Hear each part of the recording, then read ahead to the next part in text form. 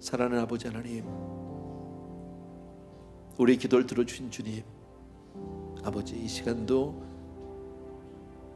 우리에게 말씀하여 주시기 원하고 우리에게 와주셔서 우리와 함께 해주셔서 위로받을 자를 위로하시고 치유받을 자를 치유해 주시옵시고 정말 모두 한 사람 한 사람이 주의 손길을 경험하는 이 예배 되게 하여 주옵소서. 감사하고 예수님의 이름으로 기도합니다.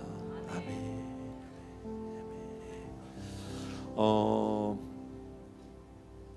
어제 새벽 기도 때 제가 잠깐 말씀을 드렸는데 제가 무슨 시대를 읽을 만큼 그렇게 뭐라 그럴까요? 그런 충만한 사람은 아니지만 그러나 성경 안에서 우리가 볼 수 있는 그런 마지막 때 징조들이 지금 많이 보여요. 마태복음 24장에 있는 나라와 나라가 민족이 민족을 서로 대적하고 반목하는 처처의 기근과 지진이 있는 그런 사인들도 물론 늘 있어 왔지만 특히나 세상이 끊임없이 들끓고 있습니다. 어디 하나 안전한 곳이 없습니다. 더더욱이나 이번에 테러를 통해서 얼마 전에도 러시아 비행기가 떨어지고 또 그 전에 러시아 테러가 있었고요. 또 파리에서 있었고 끊임없이 일어나고 있는데 공교롭게도 제가 보는 눈에는 이것이 어쩌면 하나님의 마지막의 시작일 수도 있겠다 하는 그런 생각이 조금 들었어요. 정확하진 않습니다. 저도요. 정확한 건 하나님만 아시는데 성경 전체를 보면 크게 성경은 이 세상을 네 개의 세력으로 나눠 놓고 있어요. 근데 그 첫 시작이 마지막 재앙의 첫 시작은 남쪽 세력과 북쪽 세력의 전쟁으로 시작하는데 남방 세력은 아랍권을 얘기하고 있고요. 북쪽은 러시아를 얘기하고 있어요. 어쩌면 이것이 그런 일의 시작일 수도 있겠다 하는 생각이 들었고요. 결과는 어떻게 나오느냐면 결국은 남방이 이겨요. 러시아가 망하는 거죠. 참 있을 수 없는, 상상할 수 없는 일인데 북방 세력이 제일 먼저 무너지게 됩니다. 예를 들어서 아랍 세력이 북방을 이겼다고, 러시아를 이겼다고 한번 가정을 해봅시다. 그 기세는 아마 하늘을 찌를 겁니다. 그래서 그 기세를 몰아서 이스라엘을 동방을 치게 됩니다. 그래서 동방과 전쟁을 하면 이스라엘이 이겨요. 그리고 나면 남는 것은 동방과 서방밖에 없는 거죠. 그래서 이 이스라엘하고 그 다음에 이쪽에 중국을 중심으로 움직이는 그 세력 남고 그 두 세력이 마지막으로 전쟁하는 전쟁이 아마겟돈 전쟁이에요. 그것이 성경 전체의 큰 그림이에요. 그러니까 제가 이것이 뭐 정확하게 지금이다 아니다 저는 몰라요. 사실은요. 모르지만 제가 이 말씀을 드리는 이유는 이 세상은 영원하지 않아요. 그죠? 주님이 언제 오실지 모르고 또 세상이 언제 망할지 우리는 아무도 몰라요. 그러나 우리가 그 가운데도 우리는 늘 감사할 수 있고 소망을 가질 수 있는 이유는 여기가 우리의 파이널 데스티네이션이 아니니까, 여기가 우리의 영원한 집이 아니기 때문에 우리는 천국으로 가기 위한 하나의 중간 과정이잖아요. 그래서 더욱 주를 바라보고 정말 믿음으로 굳건히 서는 우리 성도님들 되기를 바랍니다. 아멘. 잠깐 말씀드렸고요. 그냥 잊어버리시면 됩니다. 그 정도. 오늘은 지난주에 이어서 사도행전 8장 사마리아에 있었던 이야기들을 지금 같이 나누려고요. 먼저 여러분들에게 조금 제가 이해를 구하고 싶은 것이, 오늘 말씀이 여러분들에게 조금 딱딱하거나 혹은 신학적, 지식적으로 들려질 수 있어요.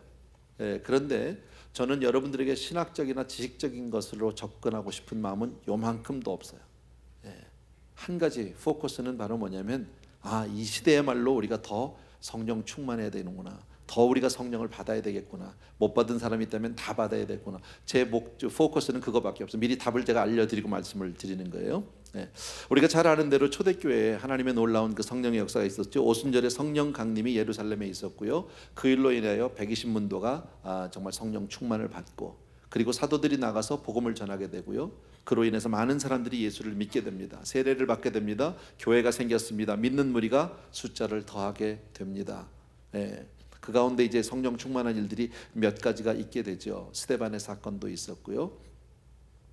또 교회가 커짐으로 인해서 이제 초대교회 그 집사님들을 봉사직을 맡기기 위해서 세웠던 사람 가운데 한 사람이 빌립인데, 스데반의 사건 이후로 예루살렘 교회에 큰 핍박이 임하게 됐어요. 그래서 사도를 제외한 모든 성도님들이 이제 온 땅으로 흩어지게 됐는데, 성경은 그 가운데 흩어진 사람 가운데서 유독 빌립 한 사람, 사마리아로 간 빌립에게 초점을 맞추고 이야기를 하고 있다. 자, 빌립은 사마리아에 갔는데 그가 가서 예수를 전했어요. 복음을 전했는데 뜻밖에도 사마리아 사람들이 빌립을 통해서 전도를 받습니다. 예수를 잘 믿습니다. 그리고 세례를 받게 됩니다. 예, 전도를 참 잘했던 것 같아요. 예, 근데 원래 빌립은 전도하는 사람이 아니잖아요, 그죠? 예, 그로 인해서 성경에 보면 그 성에 큰 기쁨이 임했다. 예수 믿고 나면 감사하고 기쁜 거니까요, 그죠? 저는 여기서 여러분과 저에게 우리 한 마디를 같이 좀 우리가 잊지 않았으면 좋겠다는 것이 뭐냐면, 빌립이 얼마나 전도를 잘했는지 난 그건 잘 모르겠지만 어쨌든 결과는 참 좋았어요. 여러분도 혹시 전도를 하다 보면 어떨 때는 전도가 너무 잘 된다 이런 경험 혹시 하신 분들 아마 제법 많이 있을 거예요. 저도 그랬어요. 예전에 제가 평신도 때 전도 폭발 훈련을 받고 임상을 많이 나갈 때 보면 어느 날은 가면 막 전도를 하는데 너무 잘 되는 거예요. 내가 하면서도 막 내가 은혜를 받고 놀래. 내가 이렇게 잘하나 막 이렇게. 또 혹은 성도님들 가운데서 대표 기도를 보면 알아요. 예, 평소에 별론데 여기 올라와서 기도를 하는데 막 기도가 잘 되는 분들이 있어요. 너무너무 잘하는 거예요. 내가 기도하면서 은혜도 받고 그래. 저는 또 가끔 설교하다 그럴 때가 있어요. 내가 너무 잘하는 거야 막. 근데 거기서 우리가 분명히 한 가지 알아야 돼. 그건 내 실력은 아니야. 여러분 실력이 아니에요. 분명히 아니에요. 지금 사마리아 성에 이렇게 복음이 활발하게 전해지는 것은 빌립이 잘해서가 아니라 성령께서 빌립을 사용하기 때문이에요. 그 순간 하나님이 나를 사용해 주시기 때문에 그렇게 느껴질 수 있다라는 거죠. 그러나 절대 교만하지는 말자. 그게 나의 실상이라고 생각하지 말자는 거죠. 내려가서 다시 해봐야 기도 잘 안 돼. 그때부터 또 죽을 써요. 그죠? 그러니까 여러분 기억해 주셔야 합니다. 자, 어쨌든 사마리아 성에 큰 부흥의 역사가 있었고요. 그 성이 복음으로 말미암아 크게 기뻐했는데 이 소식이 예루살렘 교회에 전파됩니다. 예루살렘에서 그 얘기를 듣고 나서 급파를 하게 됩니다. 사도를요. 베드로와 요한 두 사람을 급파를 하게 됩니다. 왜 거기다 베드로와 요한 두 사람을 글로 파송을 하느냐 급하게? 이유는 하나예요, 여러분. 아니 도대체 제가 생각할 땐 그랬던 뭐 이유가 하나지만 두 가지로 볼 수 있는데 하나는 아니 빌립이 뭐 이런 거죠. 아니 빌립이 그렇게 잘해? 빌립을 통해서 이렇게 빌립에 대한 왜냐면 봉사 잘하는 사람 뽑았기 때문에 그럴 수 있을 것 같고요. 또 하나는 아니 어떻게 사마리아가 예수를 믿어? 사마리아는 완전히 이스라엘 예루살렘 사람들이 볼 때는 버림받은 땅이니까요. 저주받은 땅이고 그 사람들은 아예 하나님의 백성이 아니라고 해서 개 취급을 했던 사람들인데 그들이 예수를 믿었다는 게 이게 상상이 안 되는 거죠.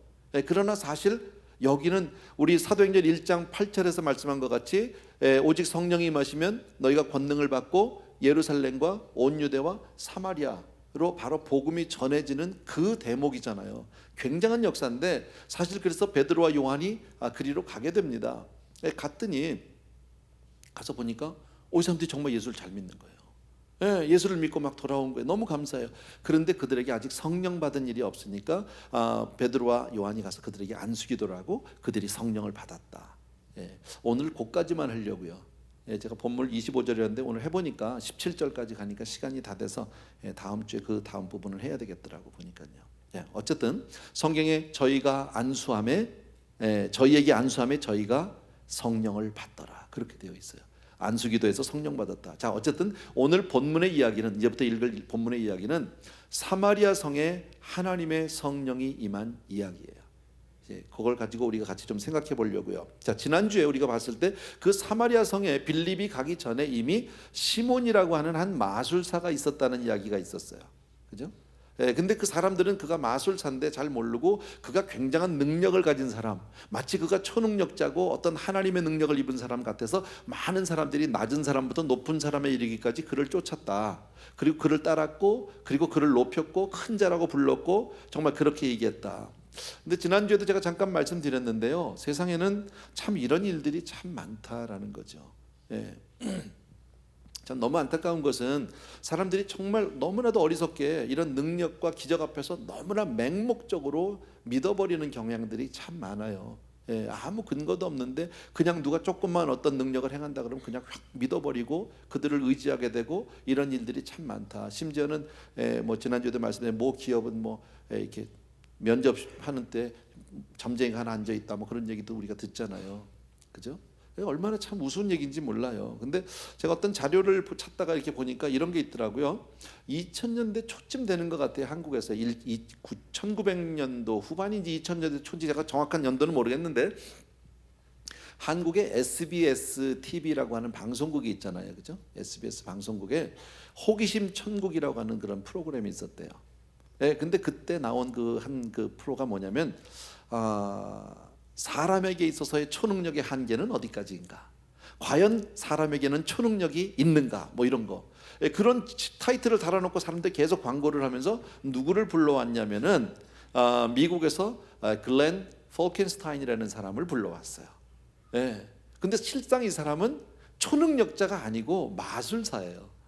예. 근데 그 방송국 PD가 자기 프로그램을 좀 빵 띄우려고 사람들의 관심을 끌기 위해서 마치 마술사가 무슨 신비한 능력을 가진 것 같이 해가지고 대단히 한국 사회를 시끄럽게 했던 적이 있었대요. 결국 그가 초능력은 아무것도 없고 그냥 마술사라는 걸로 끝나고 말았지만요. 또 아마 전 세계적으로 우리들이 많이 알려진 사람 가운데 여러분 한번 유리 겔러라는 사람 이름 들어봤을걸요? 이렇게 숟가락 휘는 사람. 할렐루야. 은혜 받으셨나 봐. 막. 어쨌든 한국에 또 그 사람이 간 적이 있었답니다. 근데 그 사람이 TV 방송에 나와가지고 막 숟가락을 탁 들고서 막 이렇게 쳐다보니까 숟가락이 이렇게 휘는 거예요, 막. 그러니까 막 그 다음 날부터 막 사람들이 온 동네 사람들이 그냥 한국 사람들이 전부 식당에만 앉으면 전부 숟가락 잡고 막 이러고 있었다는 거 아니에요? 근데 그 사람 사기꾼인 거 여러분 아세요? 100% 사기꾼이에요. 그래서 한때는 그 사람이 너무 유명해가지고 조니 칼슨 쇼에서 그를 초대를 했답니다. 그래가지고 실제로 한번 해라 그러고 나서 많은 사람들이 이제 이 아주 그냥 독수리의 눈으로 쫙 그를 보는데 그 중에 몇 사람이 마술사가 같이 있었대요. 유명한 마술사들이. 그러니까 틈을 안 주는 거죠. 너무 잘하니까 이 사람들은요. 못했다는 거예요 그날요. 그래서 너무 자기가 뭐 머리가 아프고 자기가 오늘 컨디션이 안 좋고 뭐 물속에 들어가서 해야 될 뭐 이렇게 얘기하다가 결국은 못하고 끝났는데 뭐 딴 데 가서는 좀 속이기도 하고 했는데 결국은 다 눈속임이에요. 그게 실제로 그게 이게 뭐죠 이게 숟가락에 휘는 게 뭐라고 그러더라? 무슨 합금이더라고요. 무슨 금속이 그런 게 있는데 조금만 열을 강하면 여기 이렇게 휙 휘는 거. 그걸 가지고 이렇게 막 비벼가지고 조금 열을 내서 휘게 만드는 이제 그런 걸로 가지고 사람이 뭐 자기에게 초능력이 있는 것처럼 그렇게 했다. 뭐 마술을 얘기하고 싶은 건 아닌데 지난주도 성경에서 얘기하는데 어쨌든 그 시몬에 대해서 성경은 뭐라고 얘기합니까? 그 당시에 사마리아 사람들은 그 시몬이라는 사람에 대해서 대단한 사람, 하나님의 사람, 대단한 능력 있는 사람, 초능력자 뭐 이렇게 봤겠지요. 근데 성경은 뭐라고요? 그냥 단정해서 얘기하잖아요. 마술사. 그게 다야. 자, 그런데 그를 자기를 자신을 높였어요. 큰 자라고 얘기했다. 여기서 우리가 조금 생각할 게 있어요. 우리 예수를 믿으면서도 우리가 자칫 이 죄성이 있어가지고 실수할 수 있는 게 바로 뭐냐면 하나님의 사람 기억하십시오. 하나님의 사람은 큰 자가 아니에요. 작은 자예요. 우리가 예수를 믿는 것은 세상 가운데서 힘있고 높아지기 위해서 유명하게 되기 위해서 예수를 믿는 것이 아니라 나를 부인하고 십자가를 지고 가기 위해서 예수를 믿는 거예요. 아멘입니까 여러분? 그게 신앙의 본질이에요. 근데 많은 경우에 우리가 속아요. 유명한 부흥사들 자기 이름을 내기 위해서 능력을 행하기도 하고 기도를 하기도 하고 안수를 하기도 하고 이것은 사실은 신앙과는 정반대다라는 거예요. 또 하나 성도님들이 또 목사님들을 조금 이제 뭐 사랑하고 위해서 그런지 몰라도 간혹 가다가 이렇게 이제 뭐 큰 종, 무슨 막 귀한 종 이런 얘기도 하고 어떨 땐 종님 그러잖아. 근데 종은 놈이 맞고요. 종은 천한 게 좋은 거예요, 사실은요. 막 쓰는 게. 몰라 내가 다음 주부터는 바지 저걸 입고 나올지도 몰라. 댕기 따고 나올지도 모르지만 어쨌든 그런 거다라는 거. 우리가 신앙의 방향에 대해서는 잊지 말자라는 거죠.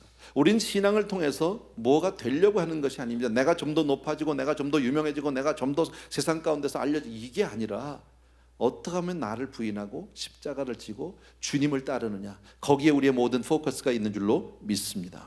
자, 12절과 13절을 보십시오. 같이 한번 읽겠습니다. 12절과 13절 같이 읽습니다. 시작. 빌립이 하나님 나라와 및 예수 그리스도의 이름에 관하여 전도함을 그들이 믿고 남녀가 다 세례를 받으니 시몬도 믿고 세례를 받은 후에 전심으로 빌립을 따라다니며 그 나타나는 표적과 큰 능력을 보고 놀라니라 그랬습니다. 자, 마술을 하던 시몬이 빌립을 만나게 됩니다. 그리고 예수 그리스도의 복음을 듣습니다. 그리고 그가 빌립을 통해서 회심하고 예수를 믿고 세례를 받고 그를 따라다니게 됩니다. 왜요?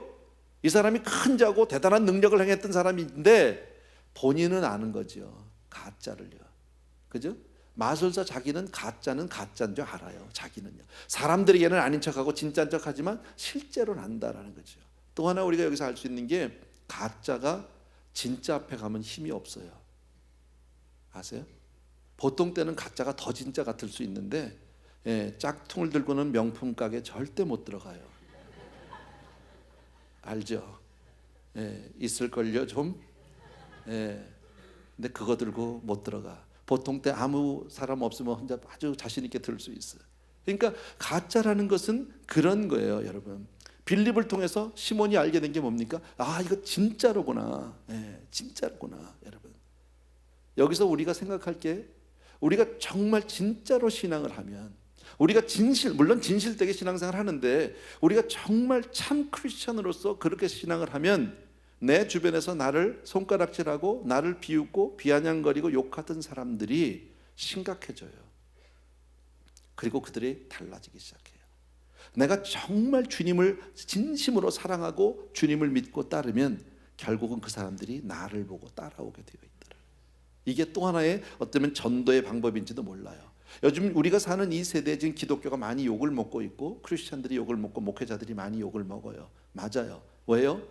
우리가 전하는 복음이 잘못돼서 욕을 먹는 게 아니에요. 우리가 그들이 볼 때 진실하지 않다라는 거예요. 우리가 그들이 보는 우리의 모습이 그렇게 정직해 보이지 않는다, 그 얘기 아니에요? 그러니까 이 세대에 그런 욕 먹는 것을 우리는 반대로 이렇게 생각할 수도 있어요. 세상 사람들이 우리를 향해서 너희는 좀 진실되게 살아줄 수 없겠니? 너희가 진짜 크리스천이 되어줄 수는 없겠니? 그런 모습을 좀 보여줄 수는 없겠니? 이 시대에 가장 요구되어지는 것은 뭡니까? 신실함입니다. 경건함입니다. 여러분, 이것은 바로 누구 한 사람에 의해서 되는 것이 아니라 저와 여러분이 바로 해야 할 몫이다라는 거예요. 아멘입니까, 여러분? 네, 바로 그러한 크리스천들이 되길 주의 이름으로 축원합니다. 14절입니다. 같이 읽습니다. 다 같이요. 예루살렘에 있는 사도들이 사마리아도 하나님의 말씀을 받았다 함을 듣고 베드로와 요한을 보내매. 아까 말씀드린 대로요.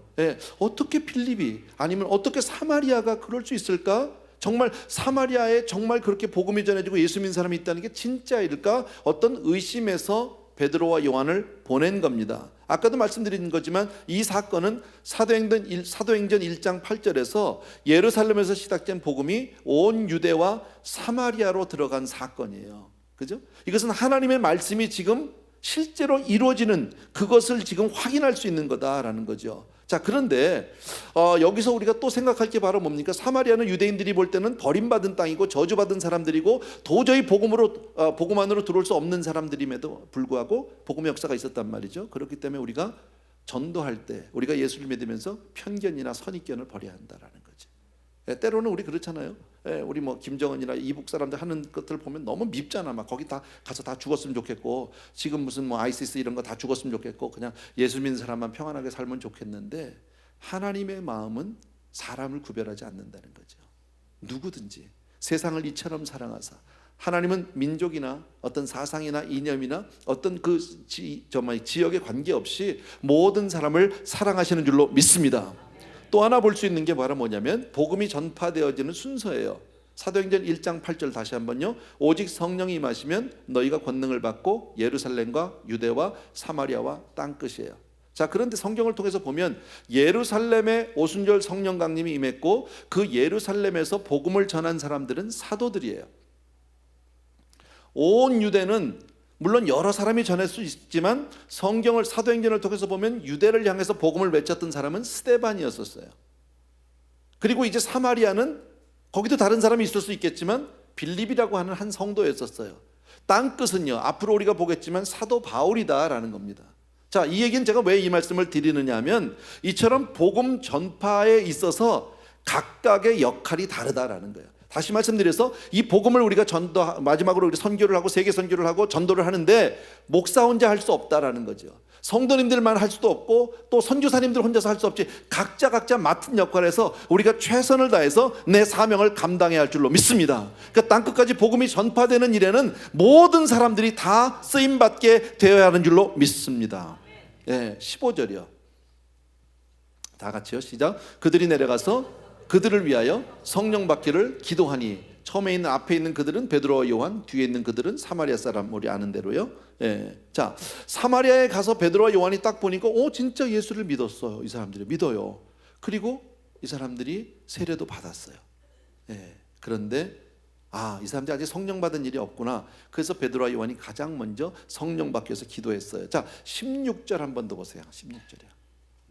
다 같이 시작. 이는 아직 한 사람에게도 성령 내리신 일이 없고 오직 주 예수의 이름으로 세례만 받았다. 공교롭게도 이 구절을 보게 되면 예수를 믿는 것과 예수 믿고 세례 받는 것과 성령 받는 것을 두 개로 세퍼레이트를 해놨어요. 구별을 해놨어요. 예. 자, 이것이 그러면 예수 믿는 것과 성령 받는 것은 다른 이야기냐? 아니면 예수 믿을 때 이미 성령을 받은 거냐 하는 문제는 우리가 신학자들한테 맡겨놓자. 그건 I don't care. 예. 나는 그 얘기를 하려는 게 아니에요. 오늘요, 여러분에게.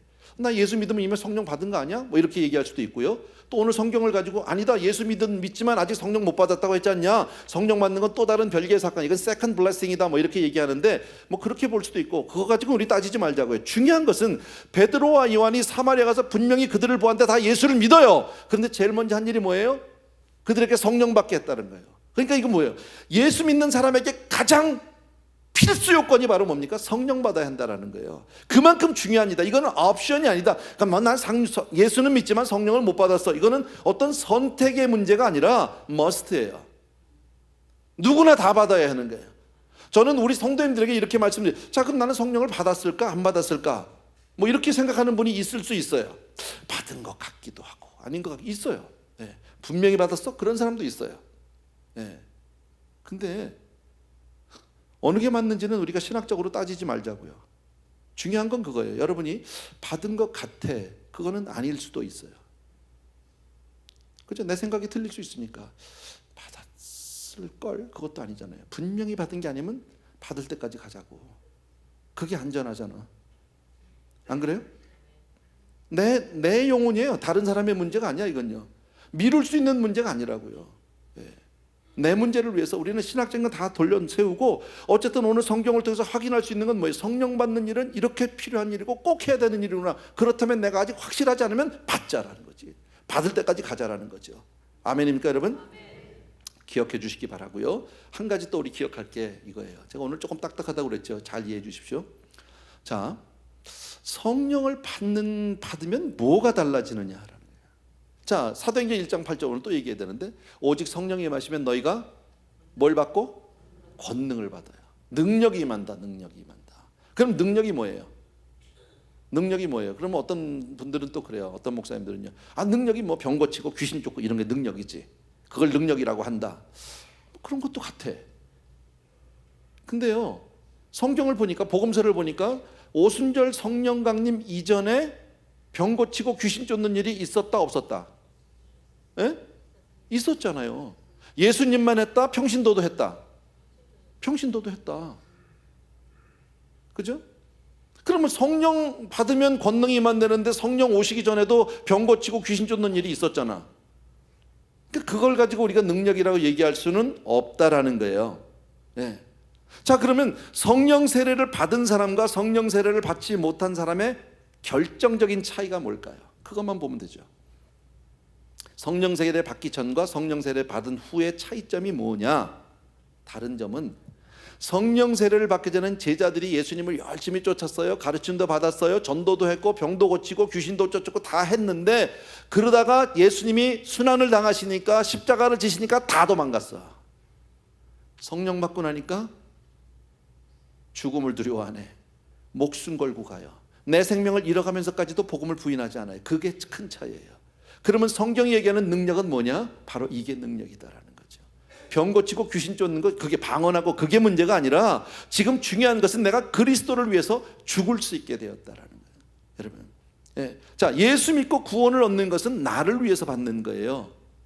성령은요, 성령 받아야만 구원이 있다? 우리 그렇게 얘기할 수도 없어요. 여러분, 성령 세례로 인해서 능력을 받는 것은 나를 위해서 받는 게 아니라 다른 사람을 위해서 받는 거예요. 복음을 전하기 위해서 받는 거예요. 아멘입니까, 여러분? 잘 기억해 주셔야 합니다. 이건 신학의 문제가 아닙니다, 여러분. 그러니까 하나님이 나에게 또 다른 성령의 은사를, 지금 성령의 세례를 받으라고 하는 이유는 하나님이 나를 통해서 하실 일이 있다라는 거예요. 나를 시키고 싶은 일이 있으시다. 근데 그것이 내 마음으로는 안 된다라는 거예요. 마음만 같아서는 우리가 끝까지 다 전도도 하고 순교도 하고 정말 주님을 위해서 내가 100% 헌신하는데 실제로 부딪히면 못할 때가 얼마나 많습니까? 마음은 있는데 내 삶이 못 쫓아가는 게 얼마나 많습니까? 그런데 성령 받으면 간다라는 거예요. 그래서 성령 받아야 한다. 그러니까 하나님이 주시는 모든 이런 성령 받는 것은 나를 위한 것이 아니라 사실은 다른 사람을 섬기라고 주신 거예요. 참고로 은사도 마찬가지예요. 하나님이 우리에게 은사를 주실 수 있어요. 그런데 그 은사는 나를 위해서 쓰라고 주시는 게 아니에요. 자, 어떤 목사님이 은사를 받았습니다. 병 고치는 은사가 있습니다. 예언하는 은사가 있습니다. 그래서 많은 사람들이 옵니다. 그것 가지고 자기 이름 내고 자기 돈 벌고 자기 유명해지는 건 그건 잘못된 거예요. 100% 그건 사기꾼이에요. 그건 마술사하고 다를 게 하나도 없어요. 모든 은사는 다른 사람을 위해서 쓰라고 준 거예요. 아멘입니까 여러분? 자, 남들이 못하는 방언의 은사를 받았습니다. 그러면 뭐 하라고 준 거예요? 기도 많이 하라고 준 거예요. 재라고 준 게 아니에요. 다른 사람 앞에서 너 방언에 못해, 나는 해, 너는 못해. 이거 지금 계급장 문제가 아니에요. 그것 가지고 내가 하나님 앞에 더 엎드려 기도하라는 것, 더 엎드려 기도하라는 것은 그만큼 하나님을 통해서 하나님이 나에게 시키실 일이 있다 그 얘기입니다. 자, 다른 사람보다 내가 많이 배웠습니다. 다른 사람보다 똑똑합니다. 박사학위가 10개가 있습니다. 다른 사람들은 뭐라고 얘기할까요? 저 사람 정말 석학이야, 대단한 분이야, 정말 똑똑한 분이야. 그럼 나는 거기서 영광을 받을 수 있어요. 그러나 하나님은 그거 물어보지 않아요. 너 그 박사학위 가지고 뭐 했니? 그걸 물어보는 거죠. 돈 많이 벌 수 있어요. 사람들은 그 사람 돈 무지하게 많대, 부자래, 부러워할 수 있어요. 유명해질 수 있어요. 근데 하나님은요, 돈 많이 버는 게 중요한 게 아니라 그 돈 가지고 어디다 썼냐는 거예요. 여러분, 우리 엄밀히 말하면 우리 이 세상에 다 왔다 가는 사람들이에요. 우린 이 세상이 우리의 종착역이 아니라 영원한 천국에서 가는 과정이에요. 믿습니까 여러분? 그래서 우리를 뭐라고 얘기합니까? 청지기라고 그러잖아요. 청지기는 주인 것을 맡아서 관리하는 관리인일 뿐이에요.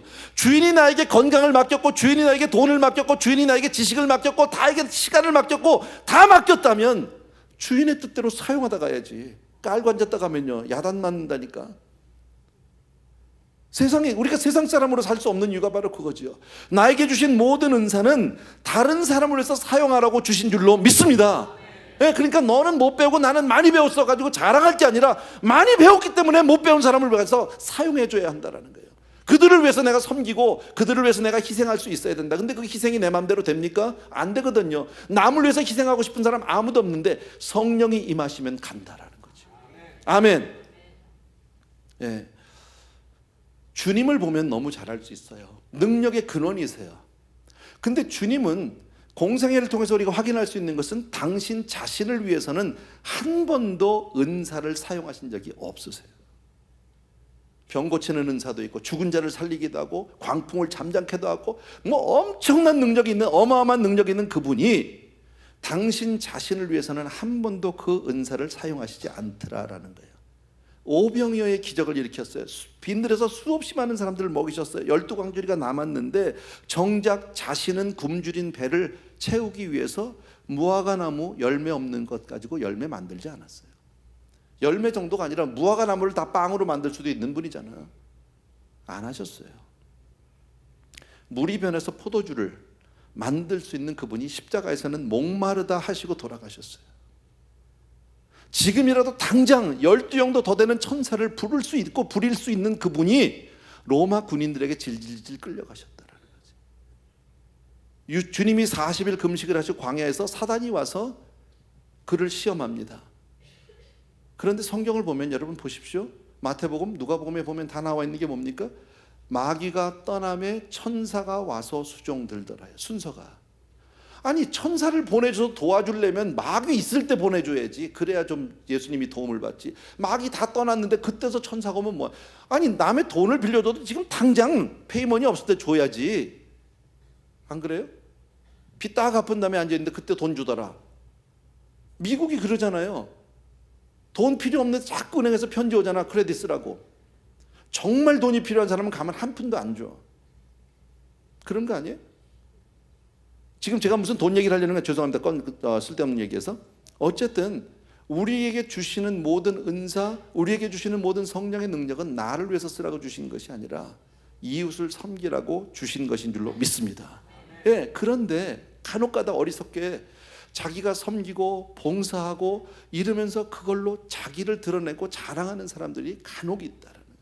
예를 들어서 어떤 사람이 열심히 봉사를 합니다. 뭐 그런데 자기 안 알아주면 삐진단 말이지. 예, 그러면서 저분 너무너무 저 봉사를 많이 해. 봉사 소리 그 얘기 들으려고 막 봉사하는 분들도 간혹 있어요. 예를 들어서 어떤 사람이 일주일에 100만 불씩 헌금을 해. 만약에 그러면 금방 다 알아요. 뭐. 예, 온 미국이 알 거야. 막 그러면요. 교회 정도가 아니라. 저분은 막 만약에 근데 그분이요 교회에서 한번 큰 소리 빵 치면요 아무도 그분에 대해서 노를 못 합니다. 왜? 돈을 많이 내니까, 헌금을 많이 하니까. 만약에 그렇게 해서 자기의 어떤 위상을 높이고 자기 폼을, 세상 말로 폼 잡았다고 칩시다. 그러면 성경은 뭐라고요? 이미 폼 잡은 것으로 상을 받았느니라. 그러면 그까지 그렇게 해서 남들이 알아주는 거, 저분 대단해, 돈 많이 내는데 헌금 무지하게 한데, 저분이 봉사를 무지하게 했는데 그 얘기 몇 마디 듣자고 그 짓 하고 천국 가서는 아무것도 없으면 그건 뭐 하는 짓이냐고. 얼마나 어리석은 일이란 말이지. 하나님 앞에 드릴 수 있는. 근데 그러려면 나를 부인해야 되는데 사람이 자기 자신이 부인이 안 돼요. 전도 잘하는 바울같이 우리가 살았다고 쳐봅시다. 교만 안 할 수가 있나요, 여러분? 예. 그럴 때 나를 하나님 앞에 바로 잡아줄 수 있는 것은 성령의 은혜밖에 없는 줄로 믿습니다. 아멘. 그래서 성령 받는 것과 예수 믿는 게 어떻게 다르냐, 이런 문제를 제가 얘기하려는 것이 아니다라는 거죠. 어쨌든 성령 세례는 꼭 받아야 된다. 이것이 포커스예요. 아멘입니까 여러분? 성령 세례는 꼭 받으셔야 합니다. 예, 성령을 받아야 정말 예수 그리스도의 참된 증인이 될 수 있는 줄로 믿습니다. 예, 17절 보십시오. 자, 이에 두 사도가 그들에게 안수하며 성령을 받았다 그랬어요. 자, 여기서 우리가 좀 테크니컬한 문제를 생각해 봐야 돼. 자, 그럼 성령을 어떻게 받느냐? 여기 본문대로 하면 어떻게 해야 돼? 안수 받아야 돼, 안수. 그럼 내가 폼이나, 나는 안수하는 입장이잖아. 아니에요? 실은 간두고. 네. 근데 꼭 그렇지 않아요. 어떤 분들은 자기한테 와서 안수 받아야 성령 받는다고 얘기해. 성도님들 전부 자기 앞에 와서 머리를 조아리게 만드는 목사들이 있어요. 과거엔 그런 분들 참 많았어요. 근데 그렇지 않아요, 여러분. 성경을 종합해서 보십시오, 여러분. 사도행전 10장에 앞으로 보겠지만 고넬료의 집에 베드로가 가정 신방을 간 적이 있어요. 가족들이 모아놓고 베드로를 초청해서 예배를 봐달라고 그랬어요. 요즘으로 말하면 구역 예배 정도일지도 몰라요. 자, 베드로가 그 집에 갔습니다. 가가지고 막 복음을 전하는데 막 여기저기서 성령 받았어.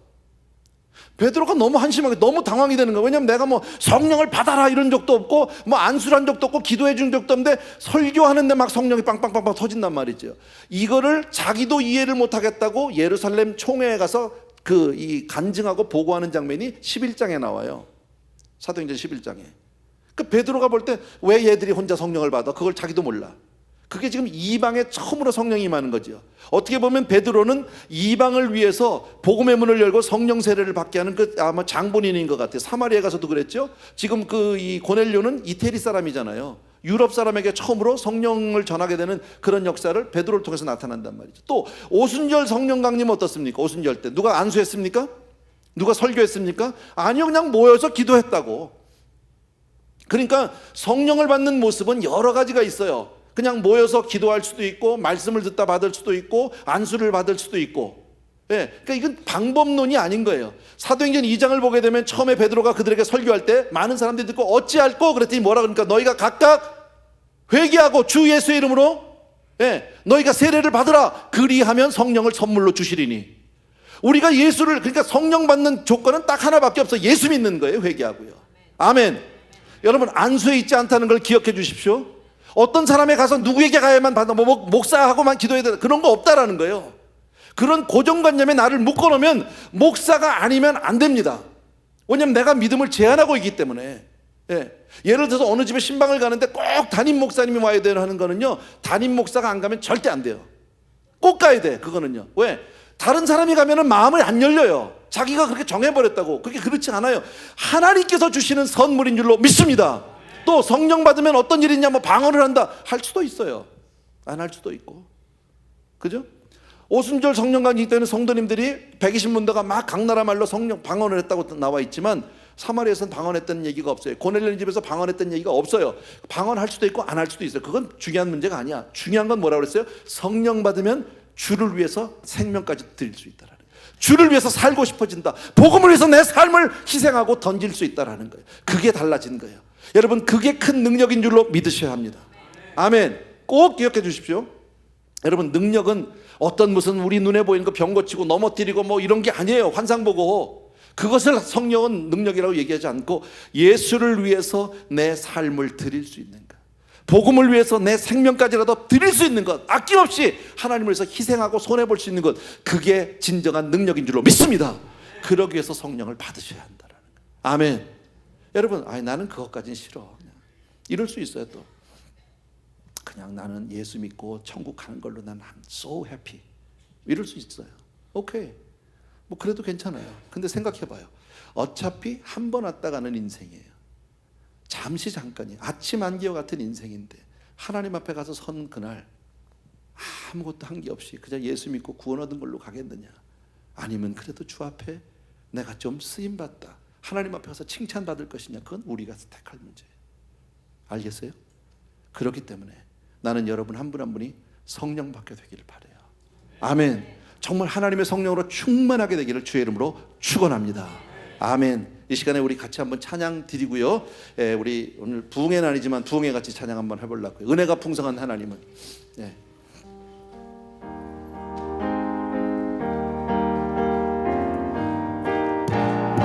은혜가 풍성한 하나님은 믿는 자 한 사람 한 사람 어제나 오늘도 언제든지 변찮고 보호해 주시네. 다시 한번 은혜가 풍성한 하나님은 믿는 자 한 사람 한 사람 어제나 오늘도 언제든지 변찮고 보호해 주시네. 주여 성령의 은사들을 오늘도 내려 줍소서. 성령의 뜨거운 불길로서 오늘도 충만케.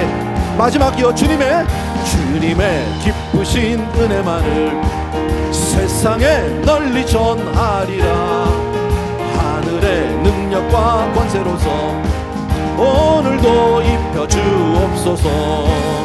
주여 성령의 은사들을 오늘도 내려 줍소서. 성령의 뜨거운 불길로서 오늘도 충만케 후렴만 다시 한번 주여 성령의 은사들을 오늘도 내려 줍소서. 성령의 뜨거운 불길로서 오늘도 충만케 합소서. 아멘. 우리 이 시간에요 주여 삼창하고 정말 성령 충만케 되기를, 또 혹시 아직 성령 받은 확신이 없는 분은 성령 받게 해달라고 이 시간 같이 한번 기도합니다. 시작. 주여